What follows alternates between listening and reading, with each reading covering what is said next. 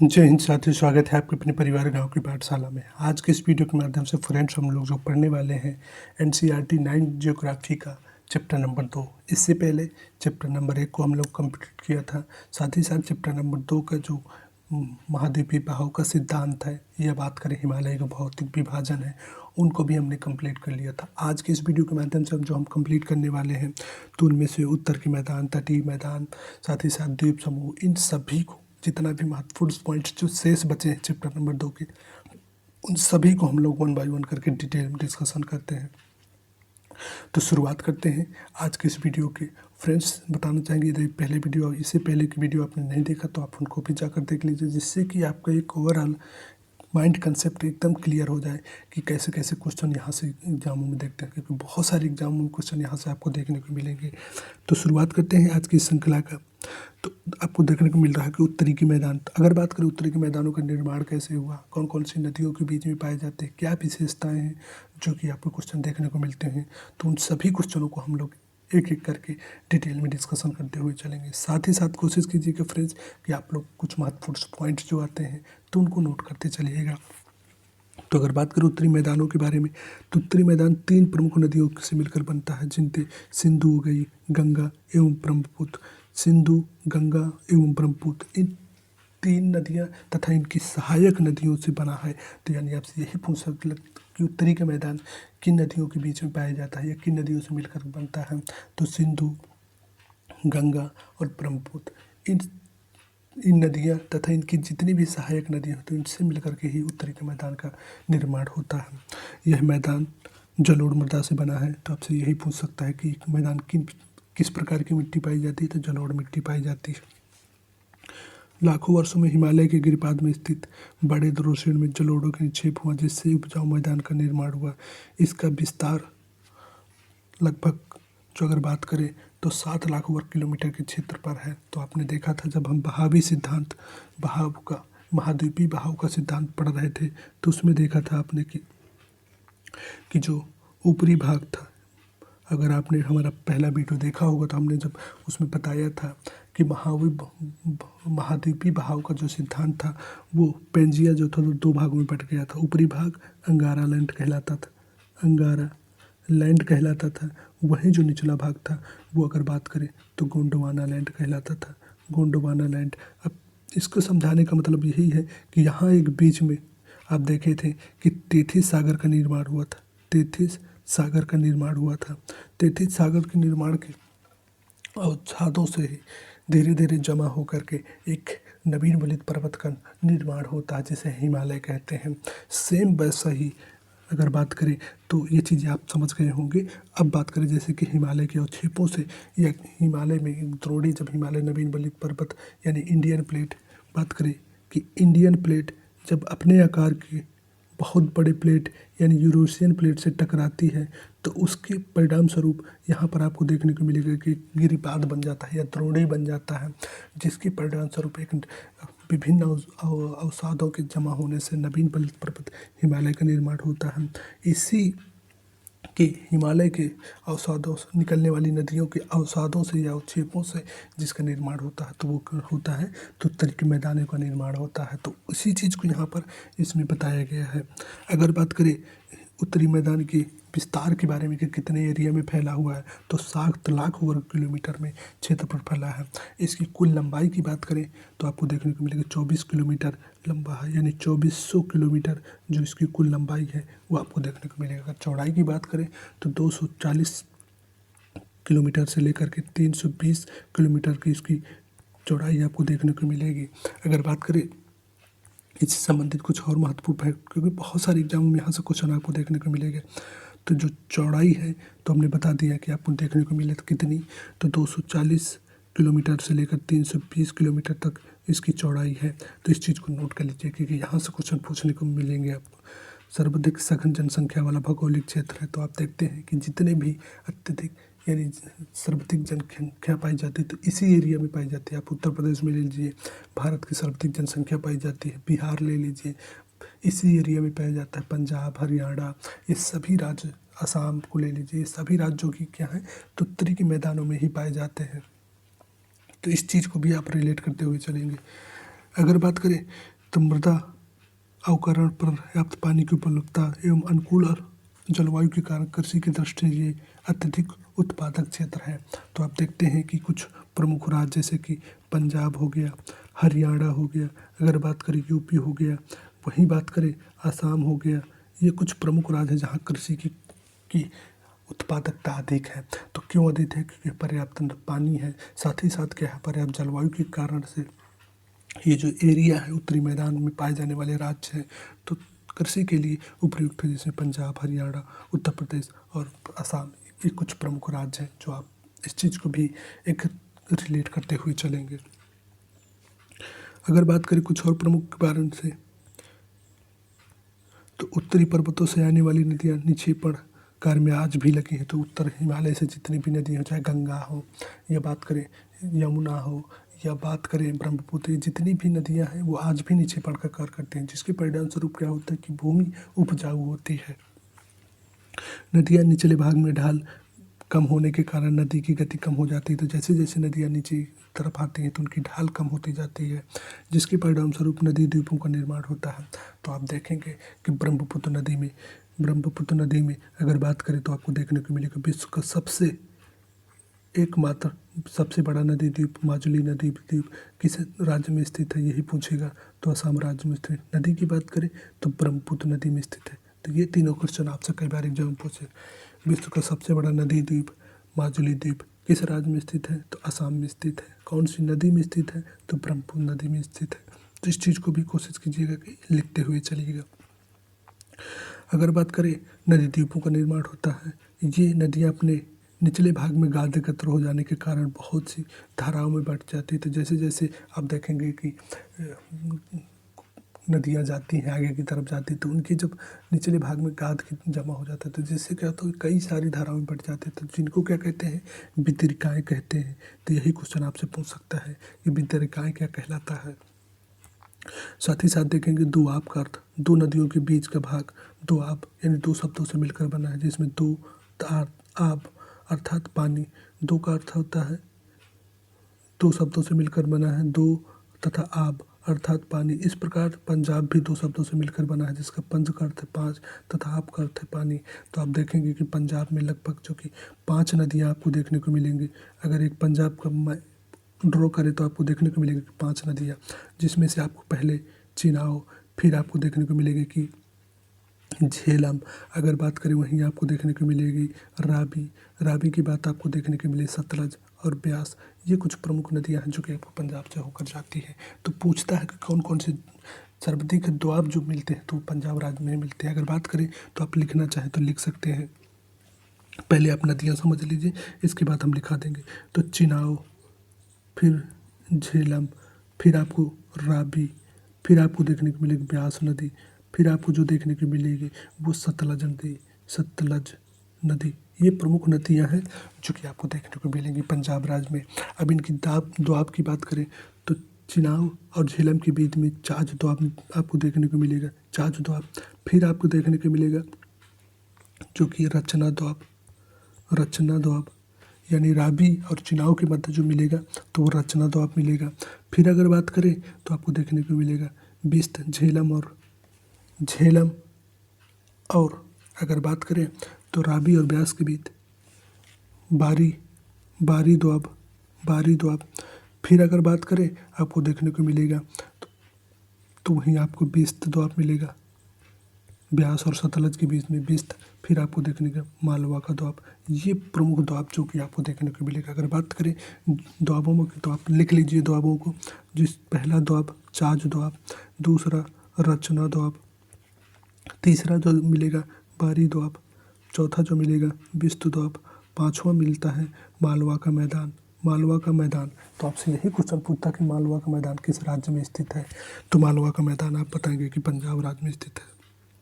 कोशिश कीजिएगा इन चीज़ों को नोट कर लीजिएगा।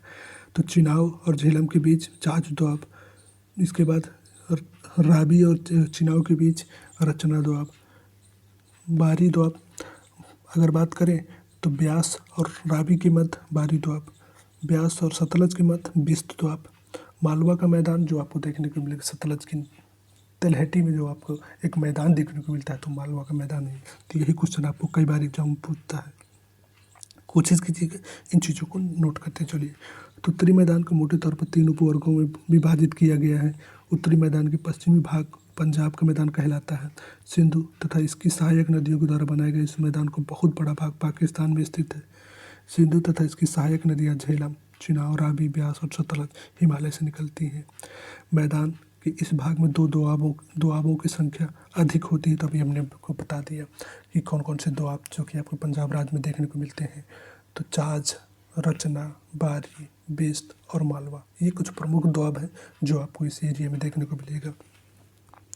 गंगा के मैदान का विस्तार घग्गर और बात करें तो तीस्ता नदियों के बीच में स्थित है। तो आप देखेंगे कि गंगा का जो मैदान है वो अगर ओवरऑल देखा जाए तो गंगा को जो बहती है, तो गंगा का अगर विस्तार की बात करें तो गंगा के विस्तार के बारे में आप देखिएगा कि यहाँ से क्वेश्चन बहुत सारे एग्जाम में पूछता है।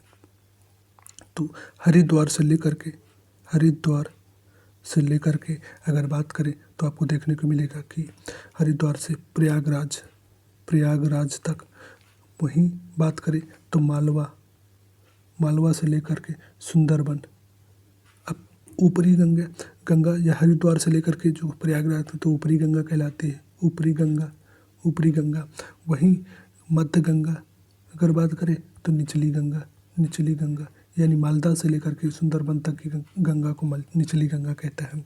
तो वही चीज़ बता रहा है कि जो गंगा के मैदान का विस्तार एरिया के बारे में बता, तो घग्गर नदी से लेकर तीस्ता नदी तक जो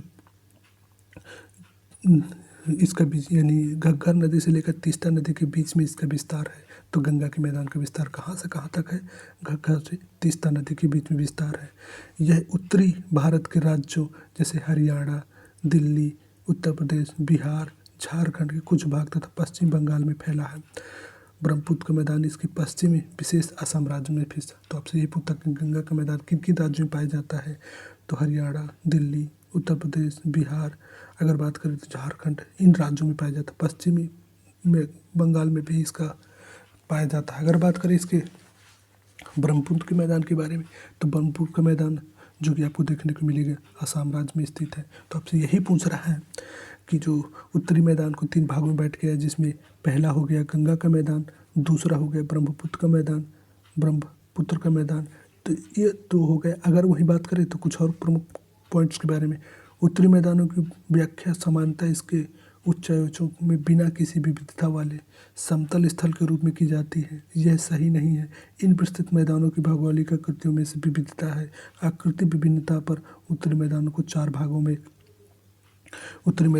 भागों में बांट करके अध्ययन करते हैं। तो वही चीज़ यहाँ पे विभाजित किया जा सकता है। नदियाँ पर्वतों से नीचे उतरते शिवालिक की ढाल पर 8 से 16 किलोमीटर की चौड़ाई पट्टिका गुट्टिका के नीचे पड़ करते हैं, जिसे भावर के रूप में जाना जाता है। सभी सरिताएं इस भावर पट्टी में विलुप्त हो जाती हैं। इस पट्टी के दक्षिण में से सरिताएं एवं नदियाँ पुनः निकल आती हैं एवं नम एवं दलदली क्षेत्र का निर्माण करती हैं। तो आपसे पूछता है कि भावर क्षेत्र किस प्रकार का है, तो आप बताइएगा कि नम एवं दलदली क्षेत्र है। यही चीज़ क्वेश्चन आपको कई बार एग्जाम पूछेगा कि जो भावर एरिया है, ये भावर क्षेत्र है, तो इसमें क्या होता है, नदियाँ विलुप्त हो जाती हैं, फिर आगे चल करके निकल आती हैं। तो ये किस प्रकार का है, तो नम एवं दलदली एरिया है। इस चीज़ को भी आप नोट कर लीजिए। निर्माण करते हैं जिसे तराई कहा जाता है। यह वन प्राणियों से भरा एवं घनों जंगलों का क्षेत्र था। बंटवारे के बाद पाकिस्तान से आए शरणार्थियों को कृषि योग्य भूमि उपलब्ध कराने के लिए इस जंगल को काटा जा चुका है। इस क्षेत्र में दुधवा राष्ट्रीय पार्क, तो आप बताइएगा दुधवा राष्ट्रीय पार्क किस राज्य में स्थित है, कमेंट करके बताइएगा। तो यूपी राज्य में स्थित है। वहीं बात कर किस जिले में स्थित है, तो ये भी क्वेश्चन कई बार पूछा गया। तो पीलीभीत जिले में स्थित है। नदी अगर पूछे कि इसकी कहाँ से नदी निकली है, तो रामगंगा इसके मध्य से निकली है। रामगंगा नदी इसके मध्य से निकली। कुछ ऐसे ये प्रमुख जो आपसे यहाँ से क्वेश्चन पूछेगा, कोशिश करिए इनको भी नोट कर लीजिएगा। अगर बात करें उत्तरी मैदान का सबसे विशालतम भाग पुराने जलोढ़ का बना है। वे नदियाँ की बाढ़ को वाले मैदान को ऊपर स्थित है तथा वेदिका जैसी आकृति प्रदर्शित करते हुए इस भाग को भावर के रूप में जाना जाता है। इस क्षेत्र को मैदान में चूनेदार निक्षेप पाए जाते हैं जिसे स्थानीय भाषा में कंकड़ कहा जाता है। बाढ़ वाले मैदानों के नए तथा युवा निक्षेपों को खादर कहा जाता है। इनका लगभग प्रत्येक वर्ष पुनर्निर्माण होता है, इसलिए ये उपजाऊ होते हुए गहन खेती के लिए आदर्श होते हैं। यानी खादर जो होता है सबसे युवा निक्षेपों के कारण जमा होता है, तो जिसको क्या कहते हैं, तो इसको हम सर्वाधिक जो कहा जाता है तो युवा निक्षेप कहा जाता है। वहीं अगर बात करें गहन खेती के लिए सबसे आदर्श कौन है, तो खादर क्षेत्र सबसे उपयोगी हैं, तो इस चीज़ को भी आप देख लीजिएगा। अगर बात करें वहीं प्रायद्वीपीय पठारों के बारे में, तो प्रायद्वीपीय पठारों के अगर हम लोग अध्ययन करें तो यहाँ से कई बार क्वेश्चन आपको देखने को मिलेंगे, बहुत सारे एग्जामों में देखने को मिलेंगे। तो ओवरऑल आप देख लीजिए कि प्रायद्वीपीय पठार जो नर्मदा नदी के निचले स्थान पर पाए जाते हैं, तो नीचे जितने भी पठार पाए जाते हैं वो प्रायद्वीपीय पठार। तो इसको दो भाग में बांट करके अध्ययन करते हैं। पहला आपको देखने को मिलेगा मध्यवर्ती उच्च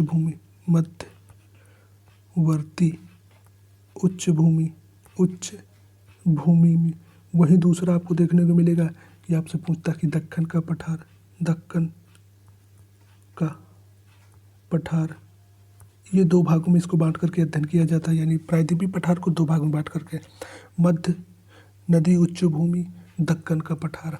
अगर आप एक एक करके हम दोनों का अध्ययन करें तो मध्य उच्च भूमि की बात करें, लोग एक ब्लैंक जगह पे इसको देखते हैं, तो मध्य उच्च भूमि की अगर बात करें, मध्य उच्च भूमि का पठार, इसके अंतर्गत कौन कौन से आते हैं, तो आपको देखने को मिलेगा पहला मालवा का पठार एमपी में पाया जाता है, इस चीज़ को भी नोट कर लीजिए। एमपी में आपको मालवा का पठार देखने को मिलेगा। बघेल खंड का पठार, वहीं आपको देखने को मिलेगा बहोल खंड का पठार, ये भी आपको देखने को मिलेगा। विंध्याचल पठार, ये सब जो आपको देखने को मिलेगी इसके अंतर्गत मध्य उच्च भूमि के अंतर्गत देखने को। वहीं छोटा नागपुर का पठार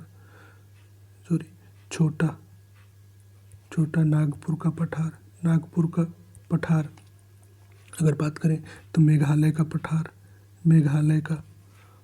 पठार, ये किसके अंतर्गत आते हैं, तो ये सभी मध्य उच्च भूमि के अंतर्गत आते हैं।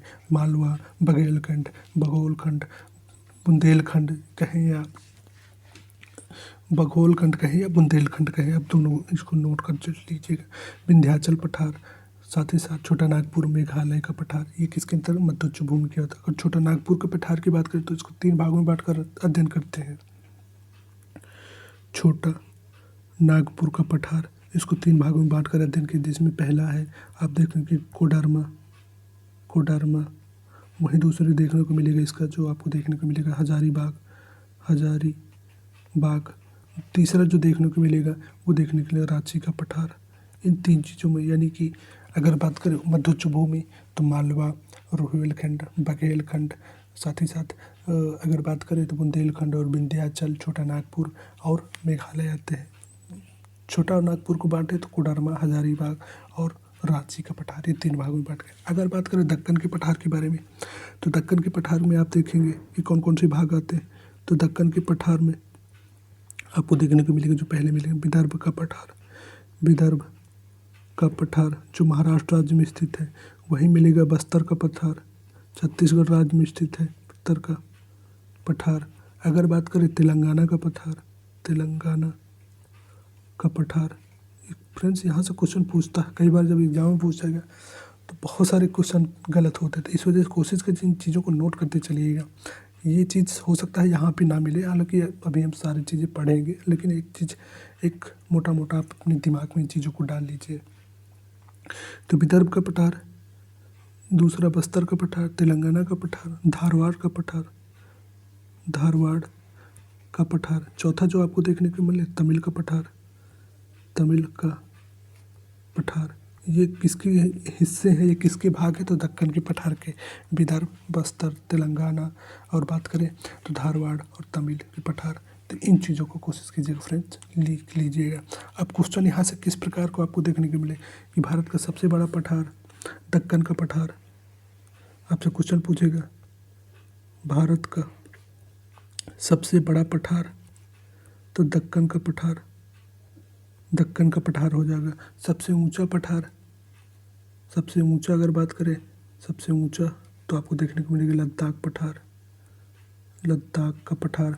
सबसे सर्वाधिक कोयला तो छोटा नागपुर की घाटी में मिलता है, सर्वाधिक खनिज तो धारवाड़ के पठार में मिलता है। तो इन चीज़ों को भी आप कोशिश कीजिएगा, नोट कीजिए। अब बात करते हैं प्रायद्वीपीय पठारों के बारे में, जैसे कुछ जो एनसीईआरटी में फैक्ट दिए हुए हैं। प्रायद्वीपीय पठार एक मेज की आकृति वाला स्थल है जो पुराने क्रिस्टलीय आग्नेय रूपांतरित शैली से बना है। तो हमने आपको, अगर आपने हमारे पुराने वीडियो देखे होंगे तो हमने वहाँ पढ़ाया था कि आग्नेय चट्टानें किन्हें कहते हैं, अवसादी चट्टानें किन्हें कहते हैं, और रूपांतरित चट्टानें, इन सभी को हमने काफ़ी डिटेल में डिस्कशन किया था। तो अगर आप नहीं देखें तो आप उसको भी देख सकते हैं। बात करें वहीं कुछ और पॉइंट के बारे में, यह गोंडवाना भूमि के कटने, टूटने एवं भुआ के कारण बना है तथा यही कारण है कि यह प्राचीनतम भूभाग का एक हिस्सा है। यह इस पठार के भाग में चौड़ी छिछलियाँ घाटियाँ पाई जाती हैं। तो आपको देखने को मिलेगी बहुत सारी घाटियाँ जो कि इस एरिया में देखने को मिलेगी, एवं गोलाकार जो देखने को मिलेगा। तो गोलाकार पहाड़ियाँ इस पठार के दो मुख्य भाग हैं, मध्य उच्च भूमि, दक्कन का पठार। तो हमने बताया दिया मध्य उच्च भूमि के अंतर्गत आपको देखने को मिलेगा मालवा, बघेलखंड, बुंदेलखंड, विंध्याचल, छोटा और मेघालय। दक्कन के अंतर्गत विदर्भ का पठार, बस्तर, तेलंगाना, धारवाड़ तथा तमिल का पठार आपको देखने को मिलेगा। पठारों का वह भाग जो मालवा के पठार के अधिक भागों पर फैला है उसे मध्य उच्च भूमि के नाम से जाना जाता है। विंध्य श्रृंखला दक्षिण में मध्य उच्च भूमि, उत्तर पश्चिम में अरावली से घिरी है, पश्चिम में धीरे धीरे राजस्थान से बलुई तथा पथरीली मरुस्थल से मिल जाता है। इस क्षेत्र में बहने वाली नदियाँ चंबल, तो आपसे यही पूछ सकता है कि कौन कौन सी नदी में चंबल, सिंध, बेतवा, केन दक्षिण पश्चिम में उत्तर पूर्व की तरफ बढ़ती है। इस प्रकार के इस क्षेत्र में ढाले दर्शाते हैं। मध्य उच्च भूमि में पश्चिम चौड़ी है लेकिन पूर्व में संकीर्ण है। इस पठार के पूर्वी विस्तार को स्थानीय रूप में बुंदेलखंड, बघेलखंड के नाम से जाना जाता है। इसके और पूर्व के विस्तार को दामोदर नदी और अपवाही छोटा नागपुर पठार दर्शाता है। दक्षिण का पठार एक त्रिभुजाकार पठार है। हमने आपको बताया था कि दक्षिण का जो पठार है वो कौन सा है, त्रिभुजाकार भूभाग है जो कि नर्मदा नदी के दक्षिण में स्थित है। उत्तर में इसके चौड़े आधार पर सतपुड़ा की श्रृंखला पाई जाती है। तो आपसे यही पूछा सतपुड़ा की सर्वाधिक ऊंची चोटी कौन सी है, तो आप बताइएगा कि धूपगढ़ी है। जबकि महादेव, कैमूर की पहाड़ियाँ, मैकाल श्रेणियाँ इसके पूर्व विस्तार में स्थित है। भारत में भौगोलिक मानचित्र पर इन पहाड़ियों को श्रृंखलाओं को स्थित को। तो दक्षिण का पठार पश्चिम में बात करें, दक्षिण का पठार पश्चिम में ऊंचा, पूर्व की ओर कम ढाल वाला है। तो दक्षिण का पठार किस ओर सर्वाधिक ऊंचा है, तो यही पूछता है। तो पूर्व पश्चिम में ऊंचा है, पूर्व की ओर कम ढाल वाला है। इस पठार में एक भाग उत्तर पूर्व में भी देखा जाता है जिसे स्थानीय रूप से मेघालय। तो आप देखेंगे कि पश्चिमी में राज्यों में, पूर्वी राज्यों में जब जाएंगे तो मेघालय में भी आपको देखने को मिलेगा। तो मेघालय पठार, इस चीज़ को हमने आपको पढ़ा दिया। तो कार्बी एकलौंग पठार, कार्बी एकलौंग पठार तथा उत्तर कचार पहाड़ी के नाम से जाना जाता है। यह एक भ्रंश द्वारा छोटा नागपुर पठार से अलग हो गया था। पश्चिम से पूर्व की ओर 3 महत्वपूर्ण श्रृंखलाएँ गारो खासी जयंतियाँ पाई जाती हैं। पश्चिम से पूर्व यानी मेघालय राज्य में जाएंगे तो गारो, खासी और जयंतिया, इसी चीज़ को यहाँ बताया गया कि 3 जो कि घाटियाँ पाई जाती हैं, गारो, खासी और जयंतिया। अगर बात करें दक्षिण के पठार के पूर्व एवं पश्चिमी सिरे पर क्रमशः पूर्वी और पश्चिमी घाट स्थित हैं। आप देखेंगे कि दक्षिण के पठार में, तो जब अब इंडिया का मैप ड्रॉ करेंगे तो आपको देखने को मिलेगा कि जो पश्चिम घाट में, तो पश्चिमी पूर्वी घाट में तथा पश्चिमी घाट में आपको देखने को मिलेगा पश्चिमी घाट तथा पूर्वी घाट में आपको देखने को मिलेगा कि पूर्वी घाट। तो ये यहाँ से भी क्वेश्चन आपको देखने को मिलते हैं कि कौन कौन से पर्वत है जो पश्चिमी घाट में मिलते हैं, कौन कौन से पर्वत है जो पूर्वी घाट में मिलते हैं। तो इन चीज़ों को भी नोट करते हुए चलिएगा। पश्चिमी घाट के समानांतर स्थित है। पश्चिम तट के यानी पश्चिमी घाट जो है वो पश्चिमी तट के समानांतर स्थित है। वे सतत तथा उन्हें केवल दर्रों के द्वारा ही पार किया जा सकता है। यानी कि ये पश्चिमी घाट जो कि केवल दर्रों से पार किया जाता है क्योंकि ये कटे पटे नहीं। वहीं अगर पूर्वी घाट के बारे में बात करें तो ये कटा फटा है, जिसकी सर्वाधिक ऊंची चोटी आपको कई बार पूछता है तो महेंद्रगिरी आपको देखने को मिलेगी पूर्वी घाट सॉरी महेंद्रगिरी मिलेगी। कितनी है इसकी ऊंचाई? तो 1501 मीटर जो कि आपको देखने को मिलेगी। तो इस चीज़ को भी नोट कर लीजिएगा। पश्चिम घाट में 3 प्रमुख दर्रे पाए जाते हैं, थाल घाट, भौर घाट तथा पाल घाट। तो ये चीज़ भी आपसे कुछ पूछता है। पश्चिमी घाट पूर्वी घाट की अपेक्षा ऊंचे हैं। तो आप ये भी देखेंगे कि पश्चिमी घाट में जो कलसूबाई है उसकी ऊंचाई अगर बात करें तो 1600 मीटर के आसपास है। वहीं कुद्रेमुख यानी बात करें महाबलेश्वर की, उसकी भी 1400 के आसपास मीटर ऊंचाई है। तो ये एक तुलना कर सकते हैं कि जैसे कि महेंद्रगिरी की सर्वाधिक पश्चिमी घाट की पूर्वी घाट की सर्वाधिक ऊंची चोटी महेंद्रगिरी जो सिर्फ 1500 मीटर ही देखने को मिलती है। तो इस वजह से ये कहा जा रहा है कि जो पश्चिमी घाट है पूर्वी घाट की अपेक्षा ऊंचा। पूर्वी घाट के 600 मीटर की औसत ऊंचाई की तुलना में पश्चिमी घाट लगभग 900 से 1600 मीटर है। इस पूर्वी घाट का विस्तार महानदी से दक्षिण में नीलगिरी तक है। यानी महानदी से लेकर के आप देखें कि इंडिया का मैप अगर ड्रॉ करेंगे तो आपको देखने को मिलेगा कि महानदी से लेकर के जो पश्चिम में आपको देखने को मिलेगा तो यहाँ तक फैला है पूर्वी घाट। तो हालांकि छिछला फैला, कहीं कटा है कहीं ऐसा, तो कटा है तो इस चीज़ तो अब यहीं से यही पूछता है कि इसकी पूर्वी घाट की सर्वाधिक ऊंची चोटी कौन सी है। तो आप बताइएगा कि जो महेंद्रगिरी है पूर्वी घाट की सर्वाधिक ऊंची चोटी है। और कुछ प्रमुख पॉइंट की बात करें तो पूर्वी घाट का विस्तार सतत नहीं है, ये अनियमित है। एक बंगाल की खाड़ी गिरने वाली नदियों में इनको काट दिया है। पश्चिम घाट में पर्वतीय वर्षा होती है। यह वर्षा घाट के पश्चिमी ढाल पर आर्द्र हवा के टकरा करके ऊपर उठने के कारण होती है। पश्चिमी घाट को विभिन्न स्थानीय नामों से जाना जाता है। पश्चिमी घाट की ऊंचाई उत्तर दक्षिण की ओर बढ़ती जाती है। इस भाग के शिखर ऊंचे तो अनाईमुडी जो दक्षिणी भारत की सर्वाधिक ऊंची चोटी है तो कौन सी है? तो 2695 मीटर है तो अनाईमुडी, तथा रोडाबेटर 2633 मीटर है। कहीं कहीं आपको देखने को मिलेगा कि 2637 मीटर पढ़ने को मिलेगा, लेकिन जो एक्यूरेट डेटा है वो इस चीज़ को देख लीजिएगा कि 2633 मीटर है। पूर्वी घाट का सबसे ऊंचा जो शिखर है वो महेंद्रगिरी है, 1500 मीटर है। पूर्वी घाट के दक्षिण पश्चिम में सेवराय, जावेद तथा पालनी और जो कि आपको देखने को मिलेगा कि पहाड़ियाँ सेवराय, पालनी, जवाबी, ये कुछ प्रमुख घाटियाँ हैं जो कि आपको तमिलनाडु में देखने को, यहाँ पर आपको देखने को मिलेगी कि पहली से कौन घाटी है जो आपको देखने को मिलेगी। तो कौन सी? जवाबी पहाड़ियाँ। साथ ही साथ आपको देखने को मिलेगी पालनी की पहाड़ियाँ, सेवराय की पहाड़ियाँ। ये कुछ प्रमुख पहाड़ियाँ हैं जो आपको देखने को मिलेगी। तो कहाँ मिलेंगी? तो पूर्वी घाट में मिलेंगी। पूर्वी घाट किस राज्य में? तो तमिलनाडु में। कौन सी? जवाबी, पालनी, सेवराय की कुछ प्रमुख घाटियाँ हैं जो कि आपको कहाँ? तो पूर्वी घाट में देखने को मिलेंगी। तो इस चीज़ को भी नोट कर लीजिएगा।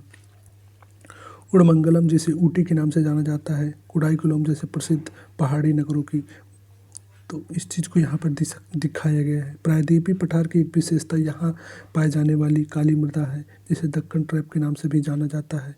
इसकी उत्पत्ति ज्वालामुखी से हुई है। इसके लिए शैल आग्नेय है। वास्तव में इन शैलों का समय के साथ साथ अपरदन हुआ, जिनसे काली मृदा का निर्माण हुआ। अरावली पहाड़ियाँ प्रायद्वीपीय पठार के पश्चिमी उत्तर किनारे पर स्थित है। तो आप देखेंगे इंडिया के मैप देखें कि अरावली पहाड़ियाँ जो कि आपको देखने के लिए पश्चिमी राज्यों में स्थित है। अगर बात करें वहीं बहुत ही अपरदित एवं खंडित पहाड़ियाँ हैं। ये गुजरात से लेकर दिल्ली तक दक्षिण पश्चिम में उत्तर पूर्व दिशा में फैली हैं। विश्व की सबसे अगर बात करें तो आपको देखने को मिलेगा कि विश्व की सबसे जो ओल्डेस्ट माउंटेन रेंज है तो वो अरावली शिखर है। इससे कौन सी नदियाँ निकलती तो आप बता सकते हैं कि इससे आपको देखने को मिलेगी जो पहली नदी मिलती है तो लूनी नदी निकलती है। अगर भारतीय मरुस्थलों की बात करें तो भारतीय मरुस्थल आपको देखने को मिलते हैं 2 प्रकार के हैं। थार का मरुस्थल, दूसरा जो देखने को मिलेगा ये गर्म मरुस्थल।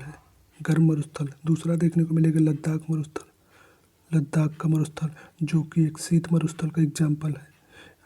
जनरली क्या होता है, कई बार आप देखते हैं कि मरुस्थल आने से की बात क्या होता है कि यही लगता है कि जैसे कि ऐसा स्थान जहाँ सिर्फ और सिर्फ क्या होंगे, तो सिर्फ और सिर्फ वहाँ पर बालू ही होगा। ऐसा नहीं है। मरुस्थल के अंतर्गत वो सारे भूमि आ जाते हैं जहाँ पर वार्षिक वर्षा 25 सेंटीमीटर से कम होती है। यानी ऐसा स्थान जहाँ पर वार्षिक वर्षा 25 सेंटीमीटर से कम होती है वो सभी किसके अंतर्गत आते हैं? तो मरुस्थलों के अंतर्गत आते हैं। तो इन चीज़ों को आप नोट कर लीजिए, मरुस्थल क्या कहलाते हैं। जहाँ पर वार्षिक वर्षा 25 सेंटीमीटर से कम होती है तो वो सभी स्थान मरुस्थल कहलाते हैं। अब वो शीत मरुस्थल भी हो सकता है, वो गर्म मरुस्थल भी हो सकता है। तो थार का मरुस्थल गर्म मरुस्थल का एग्जाम्पल है। लद्दाख का मरुस्थल की बात करें तो शीत मरुस्थल। अगर लद्दाख में वार्षिक वर्षा की बात करें, पूछता कई बार, तो 9.25 सेंटीमीटर यानी 9.25 सेंटीमीटर वार्षिक वर्षा होती है। तो शीत मरुस्थल का एग्जाम्पल है थार का मरुस्थल, जो कि गर्म मरुस्थल का एग्जाम्पल है। अब आपसे थार के मरुस्थल से पूछता है और क्वेश्चन कि थार के मरुस्थल में किस प्रकार सर्वाधिक जनसंख्या घनत्व किस मरुस्थल में पाया जाता है? तो थार के मरुस्थल में पाया जाता है। ये चीज़ें पूछता है। अरावली पहाड़ी के पश्चिम किनारे पर थार का मरुस्थल स्थित है। ये बालू के डिब्बों में ढका है। ये तरंगित मैदान है। इस क्षेत्र में प्रतिवर्ष वार्षिक वर्षा लगभग 150 मिलीमीटर कहें या 25 सेंटीमीटर से भी कम वार्षिक वर्षा होती है। इस शुष्क भूमि जलवायु वाले क्षेत्र में वनस्पति बहुत ही कम पाई जाती हैं। वर्षा ऋतु में भी कुछ सरिताएं दिखती हैं और इसके बाद वो बालू में ही विलीन हो जाती है। पर्याप्त जल नहीं मिलने से समुद्र तक नहीं पहुंच पाती हैं। केवल लूनी नदी इस क्षेत्र को सबसे बड़ी नदी है। बरकान अर्धचंद्राकार बालू का टिक्का। तो आपसे यही पूछता है कि बरकान क्या कहलाता है? तो अर्धचंद्राकार बालू का टीला बरकान कहलाता है। इसका विस्तार बहुत अधिक क्षेत्र पर होता है, लेकिन लंबवत टीले भारत पाकिस्तान समीप प्रमुखता से पाए जाते हैं। यहाँ से क्वेश्चन की बात करें तो आपसे ये पूछता है कि सर्वाधिक जो आपको देखने को मिलेगी कि जनसंख्या घनत्व किस मरुस्थल में है? तो थार के मरुस्थल में है। यदि आप जैसलमेर जाएं तो बरकान के समूहों को जरूर देखें। यानी बरकान क्या है? तो अर्धचंद्राकार बालू के टीले बरकान कहलाते हैं। आप देख सकते हैं चित्र के माध्यम से भी कि यहाँ पे दिखाया गया है कि अर्धचंद्राकार जो बालू के टीले हैं वो क्या कहलाते हैं? बरकान कहलाते हैं। सॉरी। अगर बात करें तटीय मैदानों के बारे में, तो यदि आप भारत का मैप ड्रॉ करेंगे, कोशिश कीजिएगा कि आप भी एक मैप ड्रॉ कर लीजिएगा, जिससे कि आपको एक समझ विकसित होगी। अगर आप तटीय मैदानों के बारे में हम लोग बात करते हैं तो यहाँ से क्वेश्चन बहुत सारे एग्जामों में देखने को मिलेंगे आपको। अगर आप मैप ड्रॉ करेंगे, आप देखेंगे कि भारत का जो तटीय एरिया है वो देखने को मिलेंगे कि आप बहुत सारे एग्जामों में यहाँ से क्वेश्चन आपको देखने को मिलेंगे। तो एक समझ के लिए आप अपना बना लीजिएगा। जो आपको देखने को मिलेगा कि जो गुजरात राज्य में है, एक पहला जो तट काठियावाड़ का तट पाया जाता है, काठियावाड़ का तट पाया जाता है। वहीं आप देख लीजिए कि महाराष्ट्र से लेके गोवा तक आपको देखने को मिलेगा। जो देखने को मिलेगा कौन सा? तो कोंकण तट देखने को मिलेगा। गोवा से लेके जो आपको देखने को मिलेगा, गोवा से लेकर के आपको देखने को मिलेगा कर्नाटक, कौन सा? तो कनारी तट मिलेगा। इसके बाद कर्नाटक से केरल तक आपको देखने को मिलेगा कौन सा तट मिलेगा? तो आपको देखने को मिलेगा, अगर बात करें तो मालाबार तट मिलेगा। वहीं आप कावेरी से लेकर के कृष्णा नदी के बीच के देखने को मिलेगा। तो आपसे कौन सा मिलेगा? तो आपको देखने को मिलेगा कोरोमंडल तट देखने को मिलेगा। कावेरी कृष्णा से लेकर के महानदी के बीच में आपको उत्तरी सरकार देखने को मिलेगा। अगर इसको हम डायग्राम के माध्यम से देखें तो हम पीछे आते हैं और देखते हैं डायग्राम के माध्यम से, क्योंकि बहुत सारे यहाँ से क्वेश्चन आपको फ्रेंड्स देखने को मिलेंगे। तो आप देख सकते हैं कि गुजरात तट को काठियावाड़ तट कहते हैं। इसके बाद जैसे हम गुजरात महाराष्ट्र से गोवा तक के लिए आएंगे तो इसको कोंकण तट कहते हैं। कोंकण से नीचे आएंगे यानी तो कहाँ तक जो आपको देखने को मिलेगा, अगर बात करें तो गोवा से कर्नाटक तक आपको कन्नारी तट। ये क्वेश्चन पूछे जाते हैं, इन चीज़ों को कोशिश कीजिएगा नोट करते चलिएगा। इसके बाद आएंगे तो मालाबार तट आपको देखने को मिलेगा।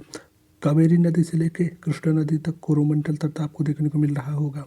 वहीं अगर बात करें इसके बाद कृष्णा नदी से लेकर महानदी के बीच में उत्तरी सरकार तट आपको देखने को मिल रहा है। महानदी से लेकर हुगली नदी की तक तो आपको उत्कल तट देखने को मिलेगा। उत्कल तट देखने को मिलेगा। तो यहाँ से भी क्वेश्चन आप पूछता है। तो कितने तट है? 5 तट, जो कि देखो काठियावाड़, कोंकण, कनारी, मालाबार, साथ ही साथ 3 तट जो कि आपको पूर्वी घाट में मिलेंगे। तो कौन कौन से? तो कोरोमंडल, उत्तरी सरकार और उत्कल तट। तो इन चीज़ों को भी कोशिश कीजिएगा फ्रेंड्स, लिख लीजिए, क्योंकि यहाँ से क्वेश्चन आपको देखने को मिलेंगे। बहुत सारे एग्जामों में आपको यहाँ से क्वेश्चन देखने को मिलते हैं। यदि आपने पिछले वीडियो के माध्यम से देखा होगा तो हमने कितना डिटेल में इन चीज़ों को डिस्कशन किया था, तो उसी चीज़ को यहाँ पे आपको बताया गया है। तटीय मैदान आपको डिस्कशन किया गया है कि कौन कौन से आते हैं। तटीय मैदान के अंतर्गत पठार के किनारे संकीर्ण तटीय पट्टियों का विस्तार है। ये पश्चिमी अरब सागर से लेकर पूरब में बंगाल की खाड़ी तक विस्तृत है। पश्चिमी घाट, पश्चिमी तट घाट तथा अरब सागर के बीच स्थित संकीर्ण मैदान है। इस मैदान के 3 भाग हैं। तट के उत्तरी भाग को कोंकण, मुंबई, गोवा यानी हमने देखा था महाराष्ट्र सॉरी महाराष्ट्र से लेकर गोवा तक के कोंकण तट कहते हैं। मध्य एक कन्नड़ मैदान कहलाता है। दक्षिणी भाग में मालाबार तट कहलाता है। बंगाल की खाड़ी विस्तृत मैदान चौड़ा एवं समतल है। उत्तरी भाग में इसे उत्तरी सरकार कहा जाता है, जबकि दक्षिणी भाग में कोरोमंडल के तट के नाम से जाना जाता है। बड़ी नदियाँ महानदी गोदावरी इस भाग की प्रमुख नदियाँ हैं। कृष्णा कावेरी विशाल डेल्टा का निर्माण करते हैं। चिल्का नदी पूर्वी घाट पर स्थित एक महत्वपूर्ण भूलक्षण है। चिल्का नदी भारत में खारे पानी की सबसे बड़ी झील है। यह उड़ीसा में महानदी की डेल्टा के दक्षिण में स्थित है। सॉरी, अगर बात करें, आपसे यही पूछता है कि भारत की सबसे बड़ी खारे पानी की झील कौन सी, तो चिल्का। लेगून झील का एग्जाम्पल कौन सा है, तो चिल्का नदी। भारत की सर्वाधिक खारे पानी की झील बात करें तो सांभर झील। खारे पानी की बात करें तो सांभर झील हो जाएगा। तो इस चीज़ को भी फ्रेंड्स कीजिए, नोट कर लीजिएगा।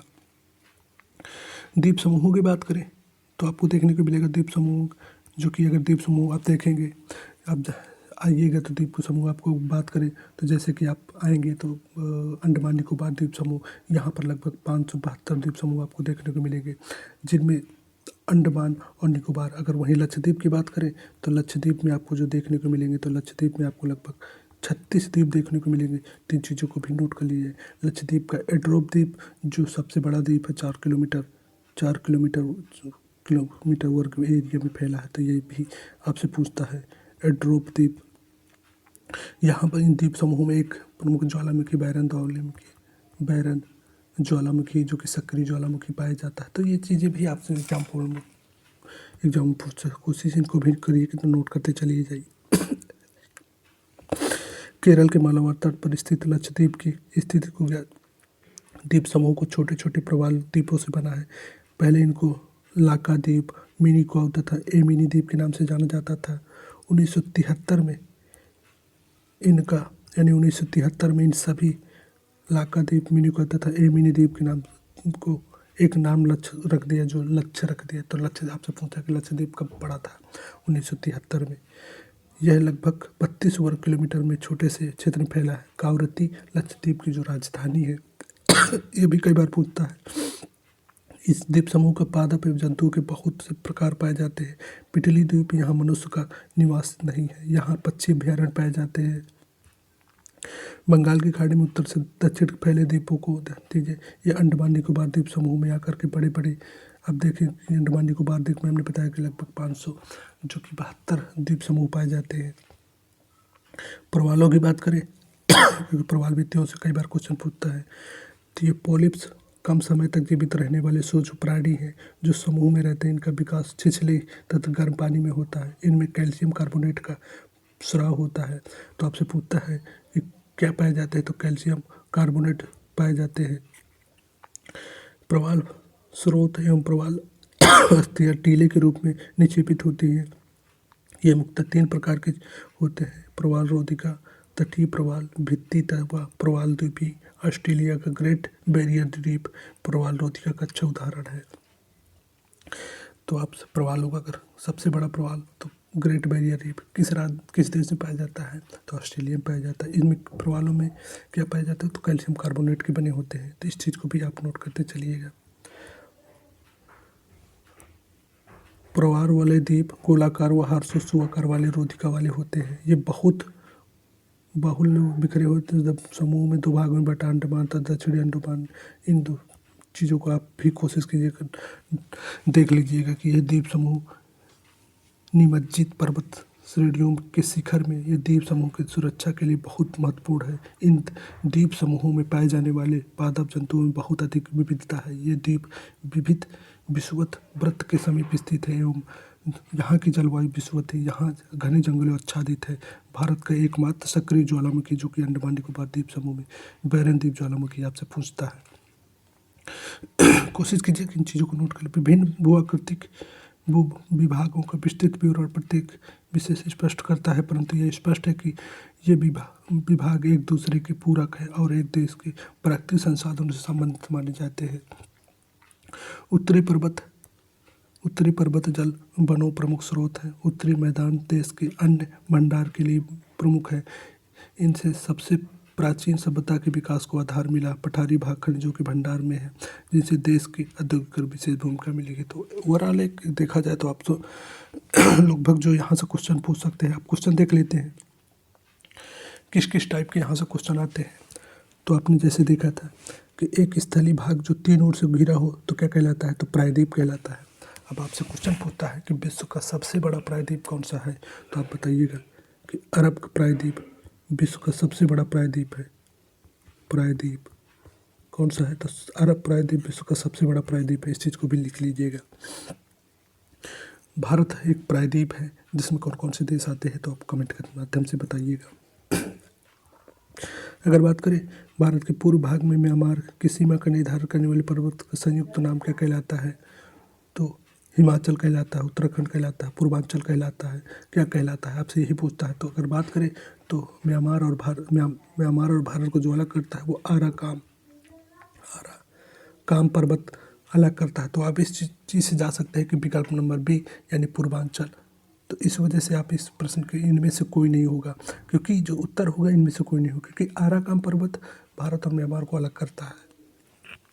अगर बात करें गोवा के दक्षिण में स्थित पश्चिम तटीय पट्टी क्या कहलाती है, तो अभी हमने आपको बताया था, आपने मैप पर ड्रॉ किया होगा, यदि आपने मैप में देखा होगा तो अभी हमने आपको बताया था कि गोवा के दक्षिण तट में महाराष्ट्र से लेकर गोवा तक के जो पाया जाता है वो कौन सा, तो कोंकण। अब गोवा के दक्षिण पूछ रहा है तो गोवा के नीचे जो आता है तो कनारी तट पाया जाता है, कन्नड़ तट कहे या कनारी तट पाया जाता है।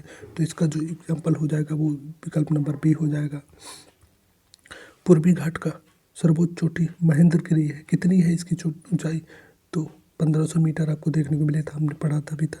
अनाईमुडी ये पश्चिमी घाट की सर्वाधिक ऊंची चोटी कितनी है, तो 2695 मीटर आपको देखने को मिला था। तो इस चीज़ को भी नोट कर लीजिएगा। तो आई होप कि ये सीरीज आपको पसंद आई होगी। साथ ही साथ यहाँ से संबंधित जितने भी महत्वपूर्ण क्वेश्चन हैं उन सभी को हम लगभग कवर करते हुए चले हैं।